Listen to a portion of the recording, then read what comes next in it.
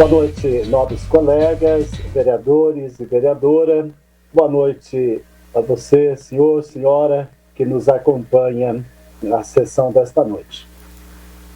Eu quero desenvolver alguns pontos aqui, começando pelos pontos miúdos e terminando com o mais longo.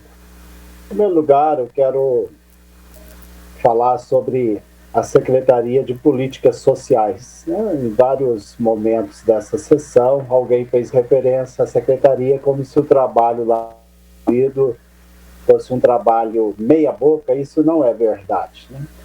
Sobre população em situação de rua, quem ainda não fez a experiência de trabalhar com população em situação de rua, é bom fazer. Não é um assunto fácil de ser resolvido. Já falei isso aqui em outras ocasiões, e eu vejo que é um trabalho difícil pelo fato de que, quando o trabalho funciona bem, aparecem mais pessoas em situação de rua para morar nas cidades. Se o trabalho não funcionasse, se não tivesse nenhum trabalho, eu acho que o povo já tinha ido embora da rua. O lugar que não tem trabalho, o que é feito? Põe o povo dentro do Acombis, leva, solta em outro município, põe a polícia para bater nas pessoas. Aqui em Pouso Alegre, não fazemos isso por respeito aos direitos humanos. Então, a população de rua é tratada da melhor forma possível. E a Secretaria tem feito um trabalho muito digno desde o início desta gestão. E eu vejo o aumento do número de pessoas em situação de rua como um desafio a mais ao trabalho já feito, e com certeza novas alternativas teremos. Então, eu levo aqui a minha voz em defesa de todos os que trabalham com as pessoas em situação de rua lá na Secretaria de Políticas Sociais, e todos que trabalham na Secretaria de Políticas Sociais, tentando enfrentar os problemas mais sérios vividos nas ruas de nosso município e nas casas mais pobres de nosso município. Em segundo lugar, eu quero falar essa noite sobre Covid-19. Vira e mexe, nós estamos aqui voltando. Tem que fazer mais exame, tem que fazer menos exame, está fazendo muito exame, está fazendo pouco exame, está atendendo bem, não está atendendo bem. Fiz referência a esse assunto aqui mais vezes. Eu penso que Covid-19 é um problema mundial e, no caso do Brasil, um problema nacional. Não adianta nós queremos o sucesso só para Pouso Alegre. Tem um pensador antigo, que foi repetido por muitos outros, que fala: ninguém é uma ilha, né? Ninguém é uma ilha, ninguém vive sozinho no mundo. Pouso Alegre não vive sozinha. Nós podemos tentar muitas coisas aqui, tomar muitas iniciativas aqui. Se não houver uma ação coordenada, nível regional ou estadual, o ideal seria uma ação coordenada em nível nacional. Depois nós conseguiríamos e vencer isso aí. Mas sozinhos nós podemos fechar a cidade, que não vai mudar muito. Quando abrirmos a cidade, os casos continuarão crescendo. Então, assim, eu lamento muito esse falso ditado em torno dos conceitos defender a vida ou defender a economia. Vamos salvar a economia, vamos salvar a vida. Nesse falso dilema, a economia está vencendo, mas está perdendo. Por quê? Porque à medida que as pessoas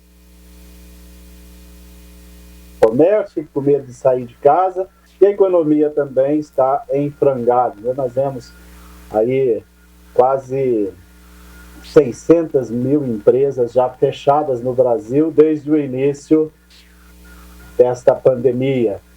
E quem vai arrumar vaga de emprego para as milhões de pessoas que perderam seu espaço de trabalho? É um desafio que resta aí para todos nós. Então, eu vejo, Covid-19 pode ser minimizado no município, mas enfrentado para vencer, o município não tem condição de fazer esse trabalho. Então, manifesto aqui a minha solidariedade ao nosso prefeito municipal e a todos os prefeitos municipais. Sozinho, prefeito nenhum resolve esse problema, é o que eu penso. Esse problema tem que ser enfrentado em nível de organização do Estado ou organização nacional. Assim, os países que fizeram, fecharam todo mundo dentro de casa, deram condições para as pessoas ficarem ali próximo de um mês dentro de casa, isso já resolveu esse problema. Vamos olhar, Portugal, semana passada teve dia de não morrer nenhuma pessoa lá em Portugal de coronavírus. A Itália, que morria aos montes, nós vimos pelos jornais aí de televisão, caminhões do exército transportando corpos, não tinha nem como sepultar os mortos na Itália. A Itália atualmente tem morrido próximo de 8, 10, 12, 15 pessoas por dia só. Por quê? Porque fizeram uma ação em nível nacional. Então, acho que não adianta nós ficarmos aqui criticando o município por não vencer essa pandemia, porque esse é um problema nacional, não é um problema que a gente pode fingir que estamos numa ilha, num lugar distante, resolver na nossa casa e esse problema vai acabar. Não, o problema vai continuar. Mesmo que nós venhamos a fechar tudo, a fazer as medidas mais duras, o problema vai continuar porque ele é um problema nacional. Não vivemos sozinhos. Depois eu quero falar sobre uma agenda para o pós-pandemia. Daqui a uns tempos isso vai passar. Seja com a chegada da vacina, né? Nós vamos entrar nem que seja no novo normal, vamos entrar numa nova fase, precisando de pensar o que fazer depois, né? Como vai ficar nossas atitudes e ações depois deste tempo de pandemia. Eu quero repetir aqui algumas ideias que eu gostei assistindo há poucos dias um evento grandioso preparado pela OAB Nacional. Eu pude ouvir a fala de vários nomes importantes, entre eles alguns ministros do Supremo Tribunal, e um dos ministros do Supremo Tribunal, que não é o mais santo, nem o menos santo, não posso julgá-lo, né? Luiz Roberto Barroso, ele falou algo que me chamou a atenção, quando ele falava sobre uma agenda para o pós-pandemia no Brasil.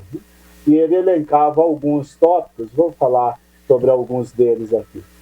Falava agenda institucional. Uma instituição como a Câmara Municipal, como a Prefeitura Municipal, como qualquer igreja, associação, né?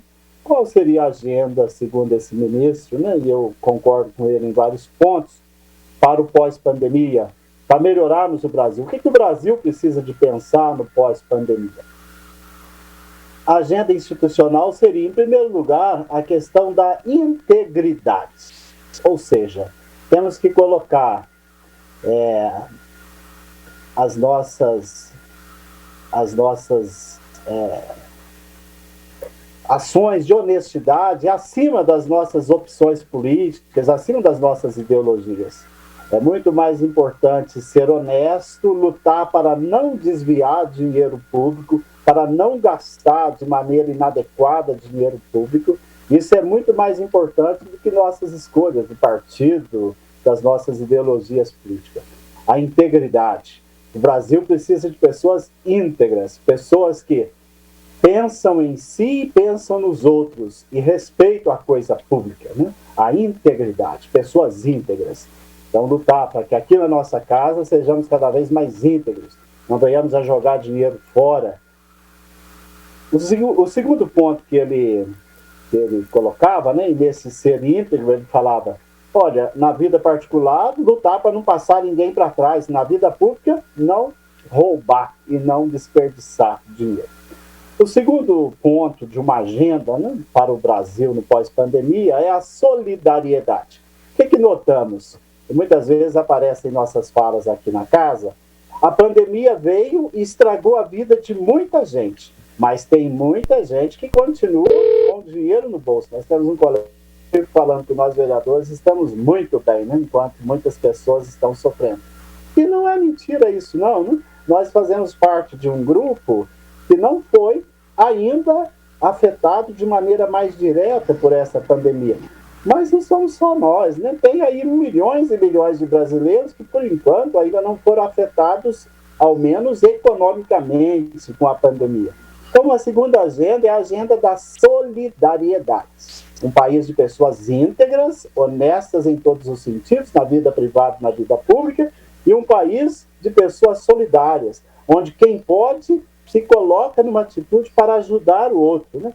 Tem muitos ricos no Brasil que poderiam auxiliar mais os trabalhos de filantropia. Basta ver associações que existem em nosso município que precisam de ajuda. E um terceiro ponto seria enfrentar a pobreza extrema, né? Nós precisamos de ajudar os pobres do nosso município e o Brasil precisa de pensar nos pobres. Por quê? Porque na hora que as coisas complicam, como é o caso dessa pandemia, os pobres são os primeiros que sofrem, os primeiros que passam a Nós vemos em nosso município pessoas que têm que enfrentar ônibus lotados todos os dias e depois, às vezes, vão rezar no final de semana para pedir apoio para Deus. Chega na igreja não tem lugar, né? Porque tem que ter um distanciamento lá de grandioso dentro da igreja, mas dentro do ônibus, às vezes, ela tem que enfrentar a fila porque ela não pode perder a hora. Então, 3 pontos aí para nós pensarmos no nosso município. Pessoas íntegras, pessoas solidárias e pessoas que unidas lutam para exterminar a pobreza. Muito obrigado, boa noite a todos, boa semana.